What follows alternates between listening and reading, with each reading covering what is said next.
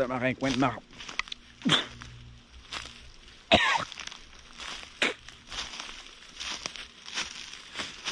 Fait qu'aujourd'hui, je vous emmène dans le bois. J'étais supposé faire des travaux. Dans la grange, mais il fait ben trop chaud. Il doit faire 45 degrés dans le deuxième étage de la grange. Fait que ça me tente de me promener dans le bois. D'abord, je suis en train de lire plein de documents sur la gestion, tout ce qui est de la gestion de la forêt, de la faune, des aménagements. Puis je vais vous faire des vidéos sur chaque document. Fait que ça va suivre bientôt. Puis ben, j'en profite pour vous présenter un peu une couple d'affaires dans mon bois. Là, je vais me promener puis je vais filmer ce qu'il y a d'intéressant. C'est parti. Quelque chose de pas pire. On voit toute la force de la nature. Avec l'arbre qui s'est fait une tête. Il a cassé, il a tombé. Ben, en fait, il a juste plié, il a tombé. Puis il s'est fait une tête à partir d'une branche, même deux têtes. C'est sûr qu'à long terme, il va finir par céder. Mais pour l'instant, il est bien aventuré. Sinon, ça, c'est vraiment trop intéressant. Je sais pas si vous allez bien voir, mais il y a une grosse cavité dans ce chicot-là.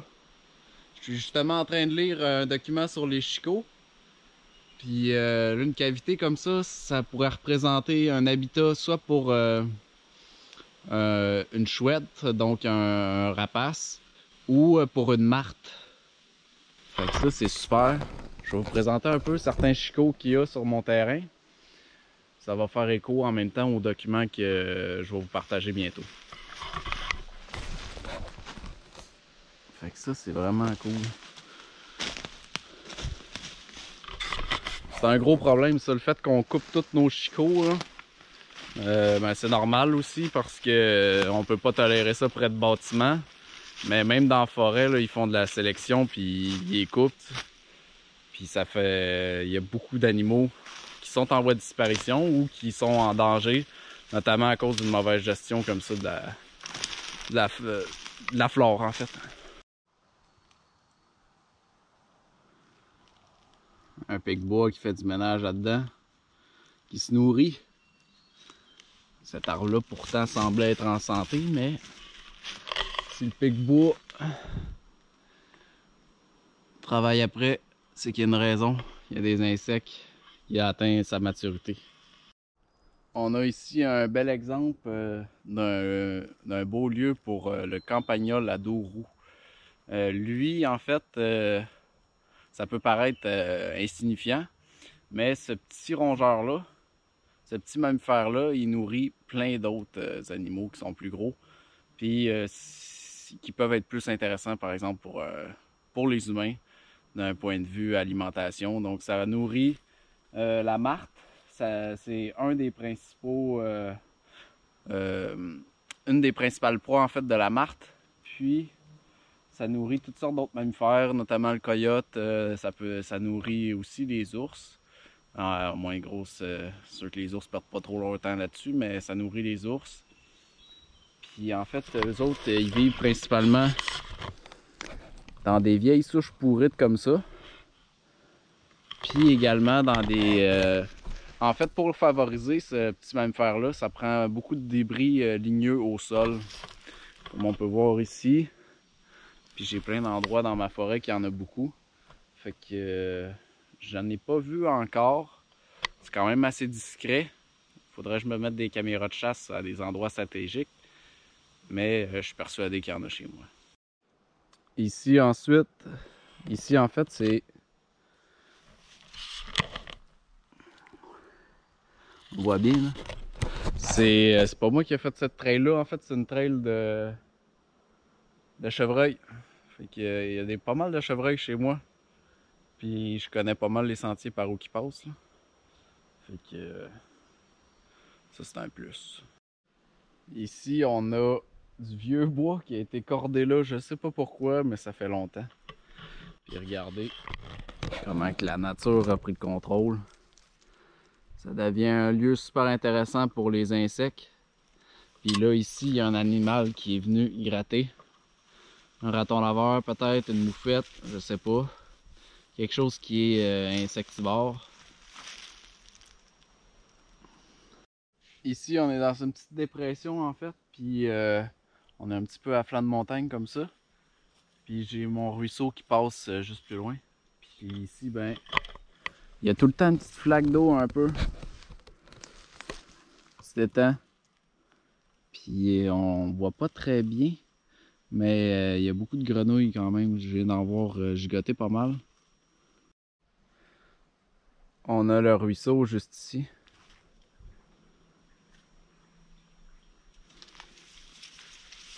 Dont les hauteurs sont très variables suivant la saison. Oh, petite grenouille.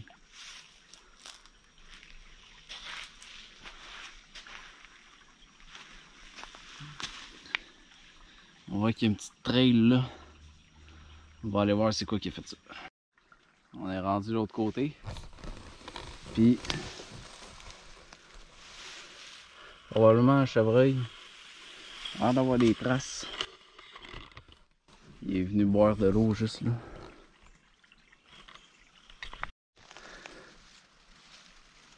D'autres traces qui sont assez fraîches. Regardez, ça a été plié, ça fait pas longtemps. Ça a l'air d'être un chevreuil aussi. Je suis pas un expert en traces, mais ça a l'air d'être un chevreuil. Puis les tiges sont petites. Ah, nice. Un peu de tôle aussi. Toujours l'idéal. De domper sa marde dans le bois. Ici, on a des vieux excréments de chevreuil. Regardez.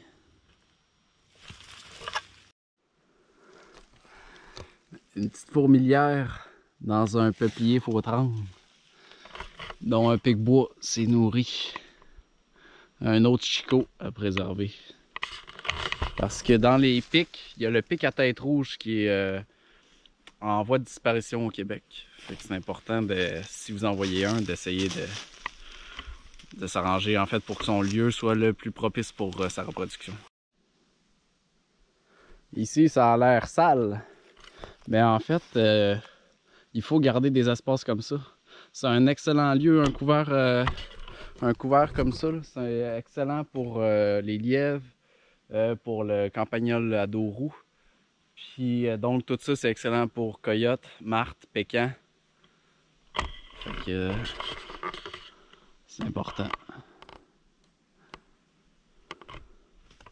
En plus, c'est bon pour les couleuvres, je viens d'en voir une. Ici, on est à un espace en fait. Juste là, il y a le ruisseau qui passe. Donc on est un peu dans une pente comme ça. Puis ah, c'est la première fois que j'entendais ce son d'oiseau là, je le connais pas. Puis en fait, comme je vous ai déjà mentionné, il y a des tas de pierres.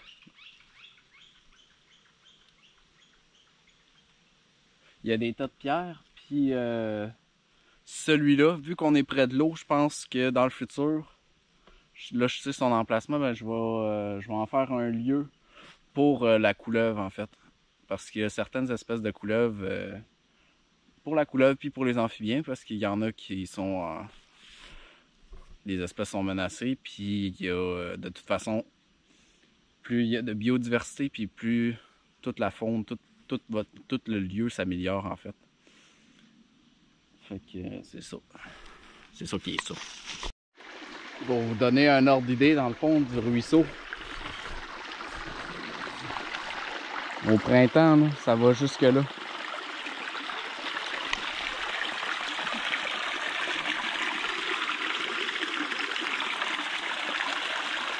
Là, il est assez bas. Il a déjà été plus bas. Mais je vous dirais que pour le mois de juillet, à date, ça ressemble aux années ultérieures que j'ai vues, donc les 2 dernières années. Ça, c'est quelque chose qu'on voit souvent. Puis il y a beaucoup de gens en fait qui pensent que c'est un aménagement par les écureuils, mais non en fait. Les écureuils vont souvent coloniser cet endroit-là ou plutôt stocker de la nourriture là-dedans, mais c'est dû à un champignon qui va, je me souviens plus de tous les termes, mais en fait il va surstimuler. C'est souvent ça là, on est sur un sapin. C'est souvent sur les sapins qu'il y a ça. Puis il va surstimuler, puis ça va produire Au Québec, on appelle ça un balai de sorcière, là. Donc ça va surstimuler la croissance. Et regardez, il y en a un plus haut. Puis il y en a également par là-bas. On va aller les voir.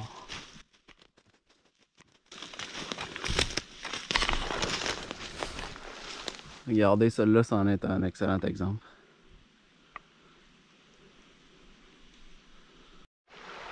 Encore ici, il y a beaucoup de pierres.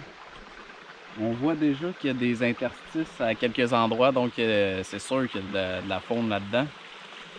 Mais je pense qu'il y aurait également moyen de l'arranger en conséquence pour que ça soit plus propice encore. Parce que le problème avec les pierres, d'après moi, c'est que il se fait un enfouissage en fait avec l'accumulation de végétaux.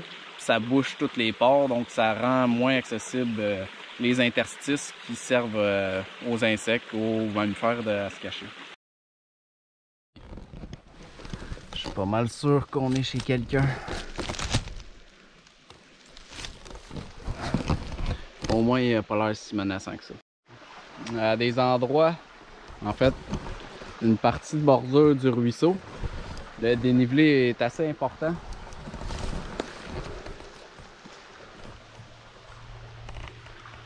Puis j'ai vu un beau trou en haut, fait que on va me diriger là-bas. On va aller voir qu'est-ce qu'il y a. Juste en haut de la butte. C'est un trou quand même assez gros. On voit qu'il y a de l'activité. Ça peut peut-être être un lieu raton laveur, martre, etc. Je sais pas trop. Je pourrais mettre une caméra, ça pourrait être intéressant. Faut que je m'en achète des caméras de chasse en tabarouette pour filmer tout ce que je veux. Là, on est dans vraiment la partie la plus loin en fait de ma maison. Puis c'est un endroit où je vais pas souvent. Fait qu'on va pouvoir explorer ça ensemble. Puis dans pas long, ça va être l'endroit où il y a potentiellement des ours. Parce que c'est dans ce secteur-là qu'il y en a. Ça doit être pour ça que je vais pas souvent. Sinon ici, regardez. On a un bon exemple là, au niveau de l'orignal, j'en avais déjà parlé. Mais ça fait écho en fait aux 15 documents sur l'aménagement, puis à un autre document que j'ai lu récemment sur le fait que les herbivores en hiver, ils mangent, en fait il y a une diminution de la qualité. Ils ont encore beaucoup d'alimentation disponible, mais il y a une diminution de la qualité, ce qui fait qu'ils vont manger le cambium en fait des érables, puis de d'autres essences. Puis c'est pas une nourriture pour eux qui est importante en été en fait. On n'en voit jamais. Par contre, puisqu'ils ont accès à des meilleures protéines puis meilleurs nutriments en fait dans tout ce qui est autour dans la végétation. Par contre, en hiver, ils sont résignés un peu à manger le cambium, à brouter les pousses de conifères. Fait qu'on va espérer pas rencontrer d'ours parce que j'ai juste ma bite pour y pointer d'en face comme un gun. On verra bien. D'habitude, c'est assez peureux, donc il n'y a pas vraiment de problématique à ce niveau-là. Par contre, faut pas le surprendre. C'est surtout ça la problématique avec les ours. Les gens qui sont blessés ou qui se font attaquer par des ours, c'est qu'ils les surprennent. Donc ça peut être un ours qui dort dans du feuillage. Puis regardez, c'est quand même difficile de marcher. Surtout là. J'irai pas par là. Sans... en voyant où est-ce qu'on va en fait. Là, je vois pas plus que... à certains endroits, je vois pas plus que 5 mètres devant moi. Là. Puis sinon, c'est évidemment les mères qui protègent leurs femelles, leurs bébés. Donc, portez attention à ça. Ici, on a beaucoup de crottes de chevreuil. Là. Parce qu'on est dans la partie la plus sauvage, c'est vraiment la plus éloignée. Un beau petit terrier.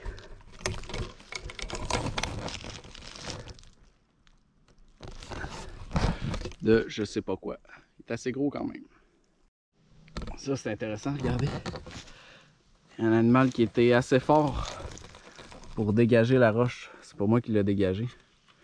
Sûrement qu'il y avait des petits amphibiens, des insectes, quelque chose en arrière de ça, puis qu'il a voulu se nourrir. Autre chose intéressante. Un chêne qui pousse. En fait, ça veut dire que ma forêt est en train de changer au niveau de sa régénération. Les chênes, tout ça, c'est des essences qui viennent vraiment à la fin Ah, il y a une belle... on va aller voir ça. Il y a un beau chicot. Donc c'est ça, les chênes, ça vient vraiment donc en dernier dans la régénération d'une forêt. Ça, c'est parfait, ça. Je sais pas si on va bien le voir, là, mais le gros arbre ici, là, ça semble être un vieux pin blanc. Puis là, il doit servir de promontoire pour les rapaces, donc les chouettes, la pirague. Je me souviens plus si ça se prononce comme ça. Mais c'est un très beau promontoire. Là, vous voyez le petit ruban qui est là. Donc ça part en diagonale. On est à la limite nord. Ouais, limite nord. En fait, si vous regardez mon vidéo, la visite d'un terrain, ben le drone il s'en va comme ça, donc c'est toujours à votre gauche. Là, on s'en va vraiment vers la pointe. Puis, il y a une belle grosse souche ici qui a également l'air d'être un habitat, un petit lieu de reproduction ou pour se cacher d'une espèce. Fait qu'on va continuer par là. Ici, on est dans un lieu qui est beaucoup plus humide. Vous le voyez pas, là, mais moi je le sens sous mes pieds. Puis également, on a du cèdre dans cette portion-là. Donc le cèdre, il arrive à pousser en milieu humide parce qu'en fait, les autres essences ont de la misère. Puis le cèdre, comme c'est un arbre qui pousse très lentement, puis qui a de la difficulté en fait, puisse comme à rebâtir sa population si on veut. Parce que en fait, toutes les autres espèces d'arbres le compétitionnent. Puis lui, il pousse trop lentement, donc il y a une compétition au niveau du soleil. Fait que lui, il est rendu qu'il pousse essentiellement dans des endroits escarpés, dans des milieux très humides. Le cèdre, ce qui est intéressant, moi je trippe au bout, j'adore ça, parce que c'est un lieu super, en fait, un habitat pour les oiseaux, toutes sortes d'oiseaux. Puis ça fait des très bons piquets pour faire de la clôture, donc des piquets imputrescibles. Fait que moi je trippe au bout. On a un beau petit crapaud.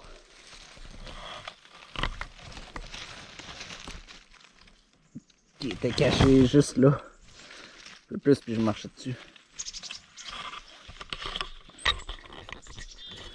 Là, ça commence à faire chier un peu. Ça, c'est de l'aune. Je sais pas si c'est la bonne, celle-là. Les chatons sont pas assez vieux.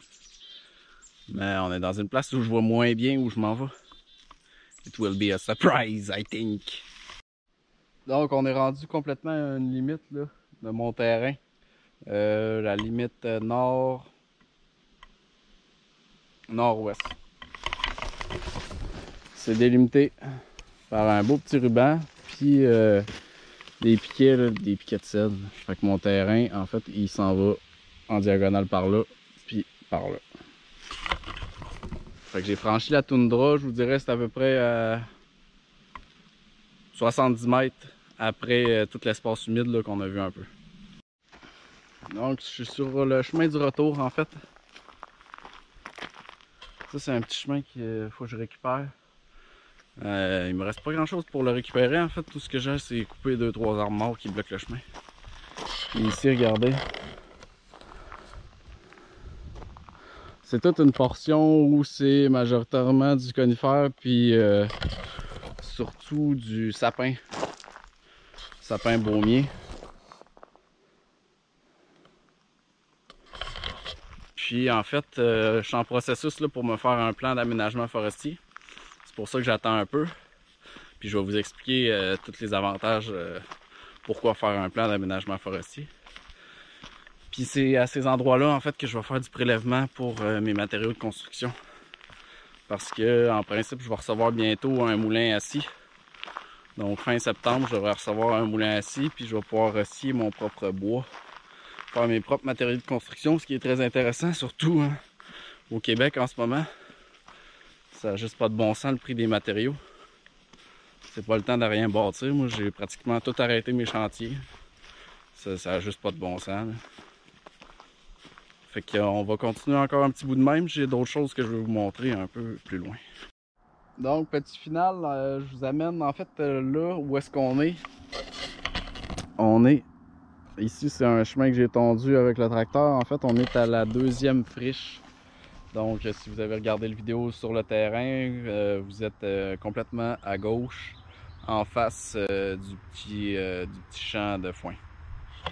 Pourquoi je vous amène ici? Parce que c'est une source intéressante de petits bleuets sauvages.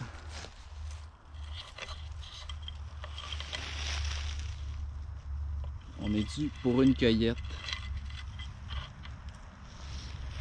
En fait, il y en a partout, tout ici, jusque là-bas. Tout ça, c'est du petit bleuet sauvage, puis il est absolument délicieux. J'en ai un peu partout dans ma forêt, à divers endroits. Par contre, en forêt, en fait, j'arrive pas à en bénéficier, puisque c'est les animaux qui les mangent. Donc, je pense principalement la Gélina tupée. Je la vois surtout dans ces secteurs-là. Il y a également le chevreuil qui mange ça, même les ours mangent ça. Mais les secteurs que j'ai répertoriés, je pense à mon avis que c'est soit le chevreuil, soit la Gélina.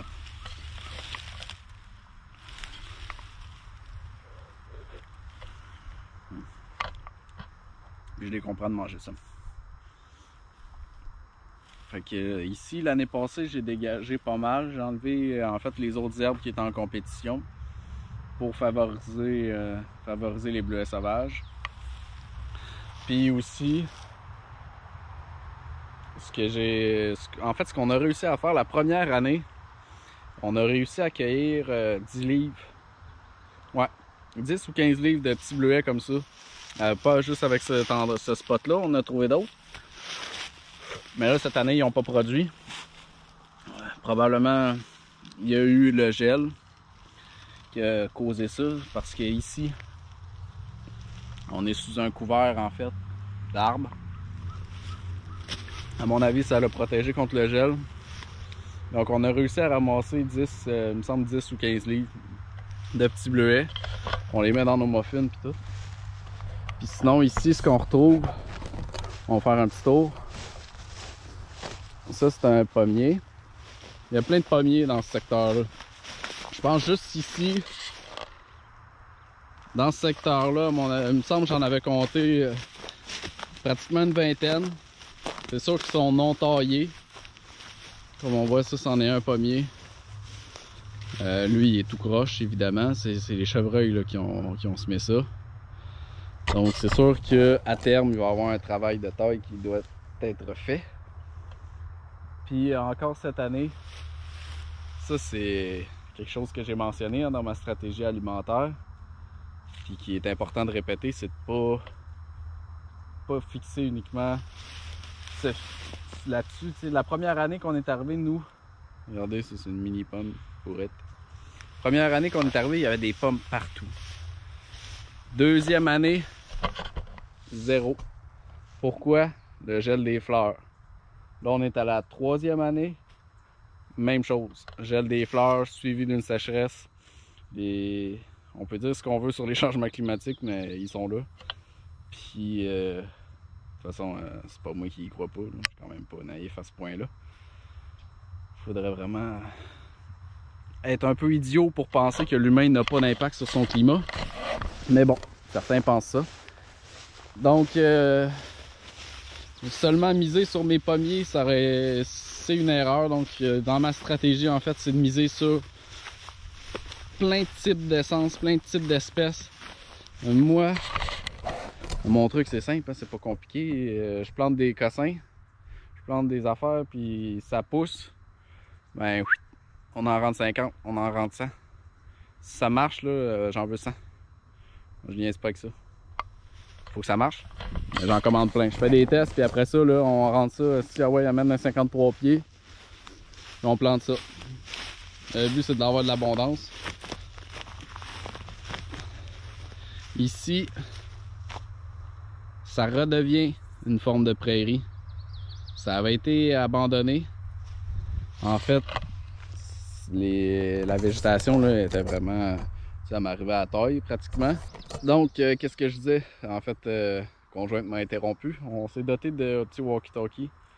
Vu la superficie de notre terrain, je trouve que c'est un très bon investissement qu'on a fait. Parce que ça paraît idiot, mais juste ma grange est à 70 mètres de mon habitation. Donc, comme ça, des fois, j'oublie des affaires. Puis en tout cas, on est toujours connectés. Ça, je trouve ça le fun. Parce que ça, aussi, je peux être en danger dans le bois ou m'être blessé. Puis là, je vais pouvoir communiquer avec pour lui dire viens me chercher. Je suis en marde. Mais bref, où j'en étais? Ouais, c'est ça. Ça m'arrivait à la taille. Puis en fait, ici, c'est la même chose que je veux faire à l'autre côté. Donc, je veux récupérer donc tous les pommiers. Je veux récupérer... Je veux me faire des lignes, là, en tout cas, peut-être pas des lignes ici, vu qu'on est quand même... Il y a un bon dénivelé. Mais, regardez, ça, c'est un noyer que j'ai planté. Il y en a plusieurs partout, un peu partout ici. Ici, j'ai été plus structuré quand je les ai plantés. Puis ça fait en sorte, c'est ça que je veux... En fait, je veux récupérer cet espace-là un peu style prairie verger. C'est ça mon objectif à terme. Puis ça s'en vient plutôt bien. Ce qui va me rester à faire, en fait, c'est de connecter ici. Puis d'enlever les essences que j'ai pas besoin dans ce secteur-là. Déjà là, on a des belles petites marguerites. Ça se mange. Mais pas là. On va-tu voir là-bas? On va aller vous montrer un peu ce secteur-là. Regardez tout de suite, là. On est vraiment pas très loin. J'étais juste là tantôt. Puis ici, on se retrouve déjà dans un autre type de végétation. On est déjà dans un lieu plus humide.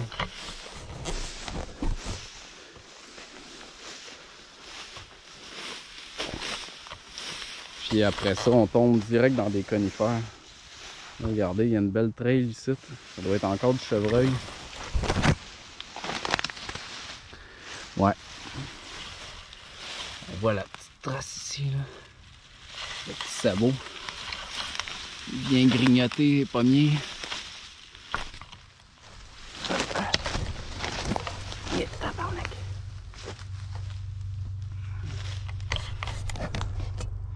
Là, on se retrouve sous un couvert forestier. Quand on parle de couvert forestier, ici on est pratiquement à du 100%. Ça, c'est une belle place pour le lièvre. J'en ai vu en hiver dans ce coin-ci.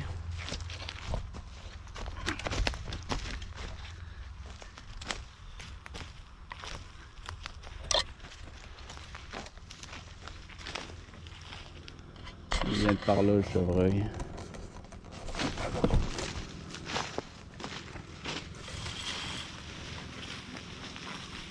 Ici aussi, il y aurait quand même un bon potentiel si je veux prendre des arbres pour... Ils sont un peu petits, ça pourrait être dans le futur. Je pourrais faire une petite coupe sélective pour des matériaux de construction. Fait que je vous laisse là-dessus, les copains, copinots, copinettes. Puis si vous aimez ça, vous me le direz. Je ferai d'autres vidéos pendant que je vais me promener dans le bois. C'est pas bien long à faire. J'ai juste après ça à tout aligner ça. Vous faire un beau petit vidéo, that's it. Fait qu'on se retrouve pour une prochaine fois, les amis. À plus. Faites attention à vous autres.